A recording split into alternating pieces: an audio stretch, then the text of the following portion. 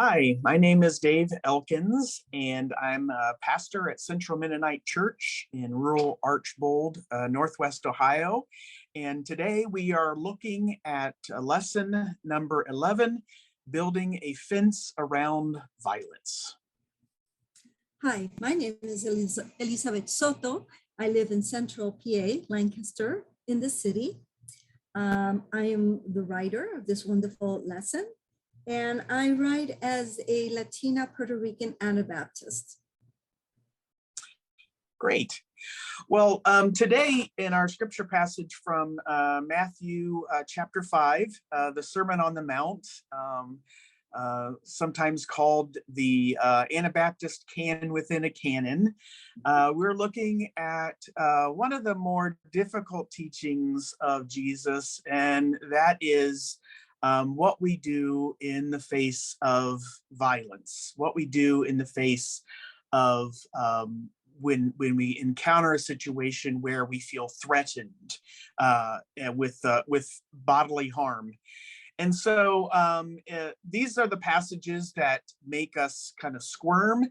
These are the passages that make those who don't maybe have a Christian background say, well, this is just absurd, and who can follow this kind of teaching. And yet these are the passages that have inspired Anabaptists for centuries, inspired Christians for centuries, and have brought about a kind of unity around even the difficult teachings of Jesus.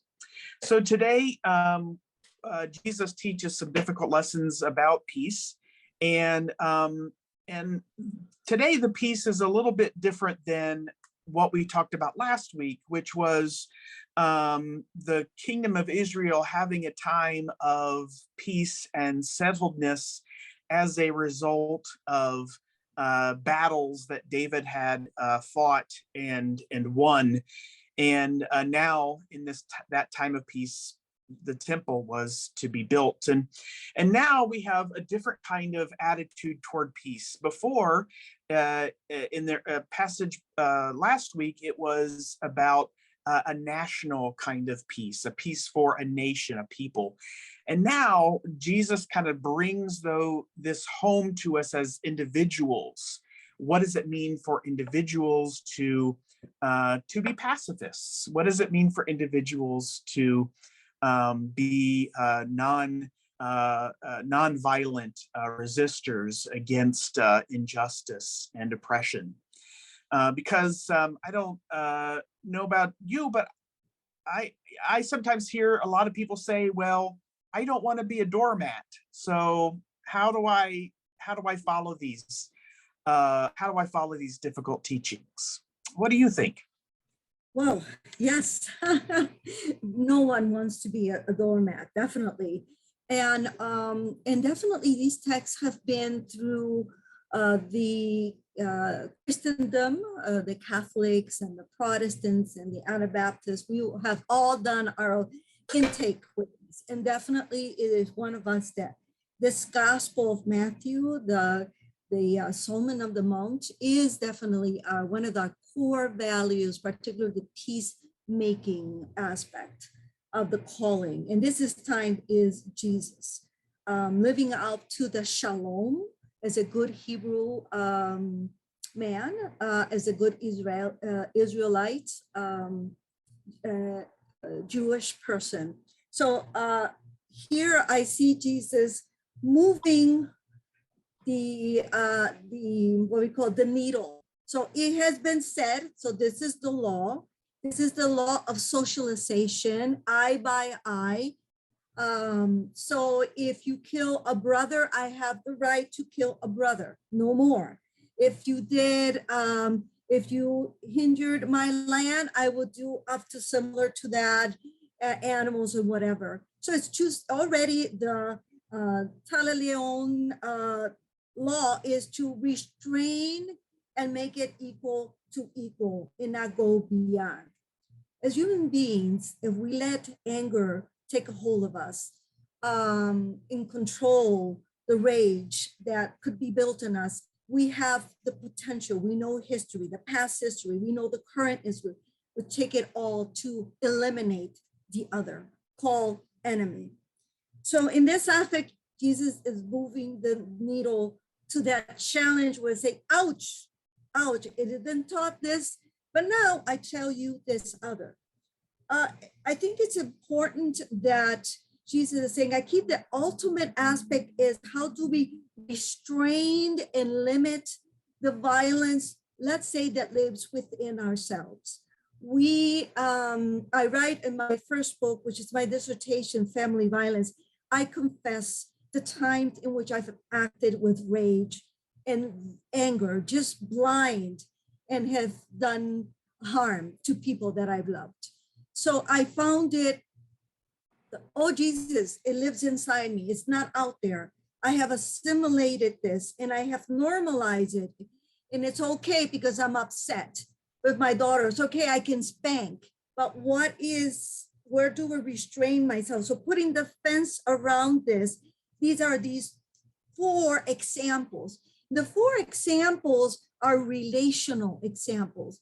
So here you have a slave carrying, let's say in the marketplace, as the owner of the slave is buying and giving it to them. Buying, and there's a time in which he or she would say, she has the right to say, hey, I'm not going to carry this anymore or whatever. Or a soldier takes someone on the road and carry this, which is an abusive extension. What do we do in those cases? The needle is meant to hurt and to make uncomfortable. So, well, but I am asking you to save that relationship and create another way. And as you're creating that way, you are exposing the abuse act. So even just giving the other cheek, you are in public exposing that abusive relationship. When the owner may just have allowed by law to strike you once, but not strike you twice. That's one definition of that. And so forth. So it is, how is that relationship able to be saved? So that's one-on-one, one-on-one, one-on-one, each one of them. So in the community of believers, in the Matthew community, how there is going to be offensive happening. Where do I stop the vengeance? Where do I restrict the other to strike back and restrain myself? And why? Why? So no how, but why? And then comes love one another, love your enemy. And that is a very sour pill to swallow. So in that aspect, that's one area. And for me, as a pacifist, I've seen it's not pacifism. It's not being passive. Do nothing. Is do something. Be creative. When I felt abused by someone verbally, and I've lost control. I can say, okay, you are hurting me. You are producing this violence. And when I name it and have the power of naming it, in occasion, it strikes something. Oh, wait, that's not what I want. I don't want to tell you you're wrong. Yes, I can hear that, but you're violating me. You're hitting me with your words. You're striking me. So giving alternatives. So today, to this culture, this is definitely a contextual example, but it's not all. What are the today contexts in which we could be creative and restrain that violence that is in front of us in a very, in that aspect? I'm a believer of active nonviolence. You have to be very active to confront that violence, even if it comes back to hurt you. There's a price, and Jesus paid that price as he lived these principles. What do you think about the whole enemy idea? Yeah, well, I think it would, if I was teaching this class, I would ask the those in attendance to think deeply about who their enemy is, right? A lot of times we use that word enemy, and it might mean somebody that we're, actively fighting against. Or nations have enemies. I don't have enemies, that kind of thing. We may not put it in that kind of a term, but we all have people that we regularly have conflict with, even if it's just in our own minds, right? Even if it's just against a particular group, right? That we don't agree with or that we don't like. Maybe it's just an enemy for the moment when, some little slight or some sort of bad way that we've been treated by another. Maybe we've been cut off in traffic or something like that.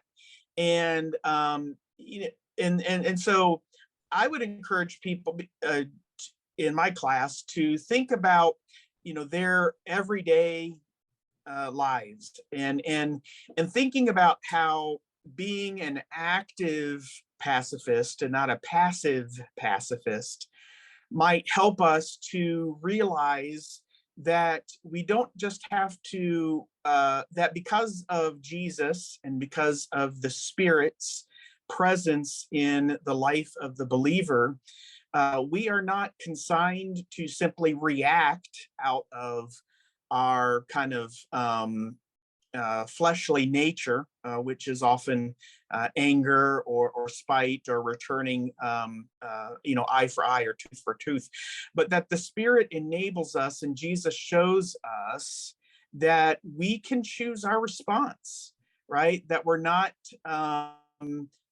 consigned to simply lash out at others. And so that might mean not backing down in the face of injustice. That might mean not cowering from bullies. That might be transforming the moment into something that, we have a say in. And I think as we practice these little acts of peacemaking in our everyday lives, then that'll help us see a little bit more clearly about how our actions can and how our decisions can affect larger issues. And so I think Jesus is asking us to think very personally about the little injustices that we experience each and every day, and helping and exploring those in the class, and kind of maybe thinking about ways that we can choose our response rather than react from our automated reaction systems in our bodies. That will help us really put action to what Jesus teaches. Wow. Well, I love that. Let me say one last thing in regards of enemy. In the Latin and in Spanish particularly, the word enemy and friend have the same base. Amigo, enemigo. One's with the E and one's with the A. But the worst enemy was the one that once was your friend. So we have befriended them, and then and that's a relationship, right? That has been whatever, broken, whatever. But I intentionally try to, I like the last verse here, 48, be perfect, therefore, as your heavenly Father is perfect, living into the perfect love of God. If I'm not able to do it with my own heart, can I do it with God's love? And I think that's the most biggest challenge, is that we usually are not able to use God's love as a tool or as a way. I can't, but I will try to keep in a relationship with you through God's love, in a distance, but in a relationship. So thank you, David. Thank you.